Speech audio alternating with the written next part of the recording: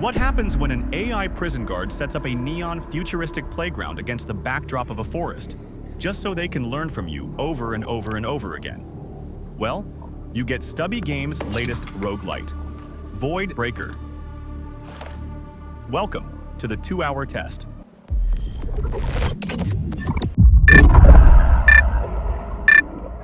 Welcome Subject 1473. Name Desmond Andrews. Occupation Void Access Security Officer. Connection to the program has been established. As direct property of the program, your sole directive is to now serve and comply.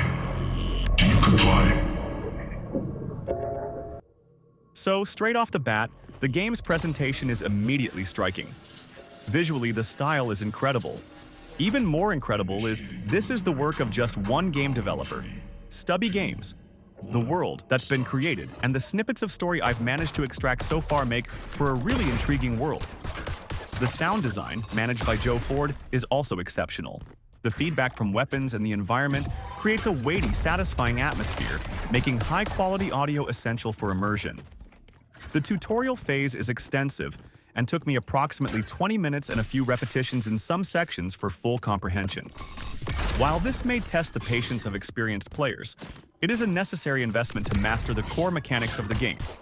Couple of minor issues on the setup that I came across, thankfully quite early on while going through the tutorial.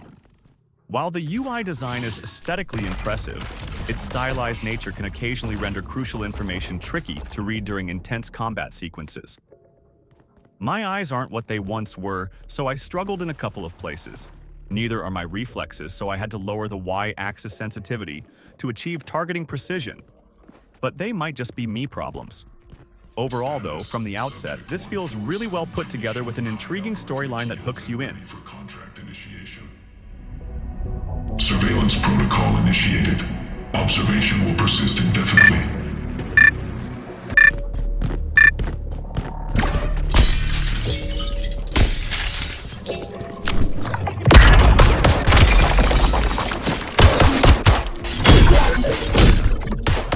One of the game's mechanical innovations lies in its solution to health regeneration.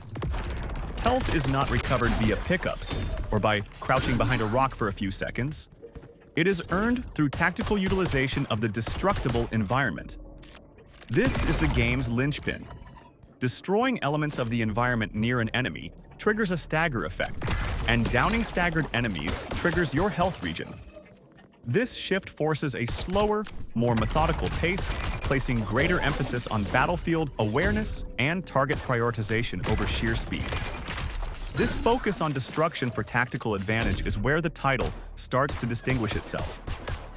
Like all roguelites, the game is structured around a series of runs, navigated via a map with diverging pathways, ensuring a degree of strategic choice and replayability in each attempt. Some contain regular enemies, some are shops where you can spend any credits you've earned on the run. Others have a hold your position mission to enable data to be sent somewhere, presumably to anger the AI even more. There's even gamble areas where you get whisked away to another locale to complete a mini-mission with the reward of another loot box.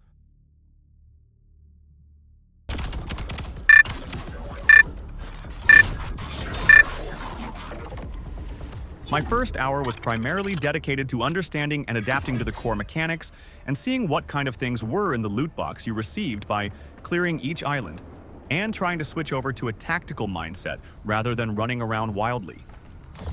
Loot boxes are split into weapon mods like Ricochet, or improving crits, character mods, or upgrading your ammo with fire, ice, or corrosion.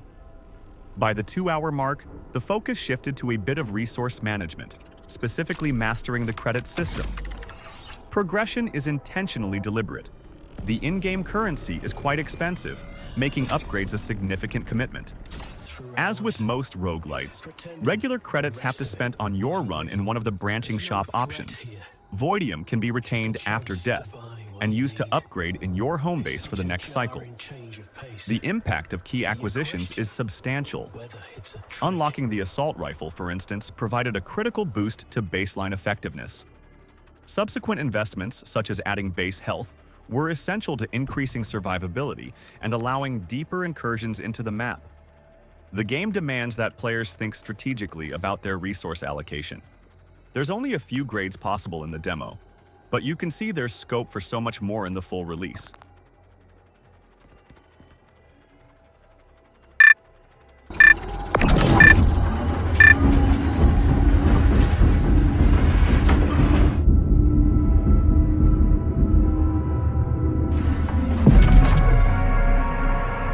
Testing protocol has been triggered. Observation of subject 1473. Begin.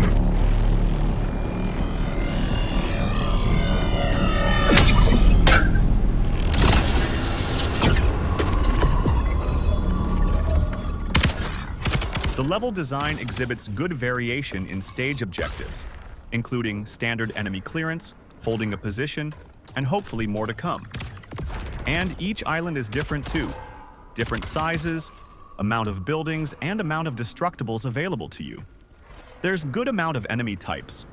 From the quick swarming nature of the Ignite, through to the floating Axioms, who are fairly immobile but can be particularly frustrating due to their large AoE attacks. There's also a huge amount of weapon modifiers, elemental modifiers, schematics to decrypt, and skill trees to unlock. The potential depth and playstyle options available really hits the one more run part of you. So if you're looking for a fast-paced FPS that rewards strategic thinking over raw reflexes, this should definitely be on your watch list. It's a compelling, high-quality title from a single developer that merits serious consideration. Will I buy it when it gets a full release? Well, it's not my usual genre of gaming, but it's certainly opened my eyes to the fact that maybe I've been missing out. That's all for this episode. Drop us a comment and let us know your thoughts on Voidbreaker, and hit that subscribe button so you're notified when new episodes get released, and help us grow the channel. Until next time, this has been the 2-Hour Test, and thank you very much for watching.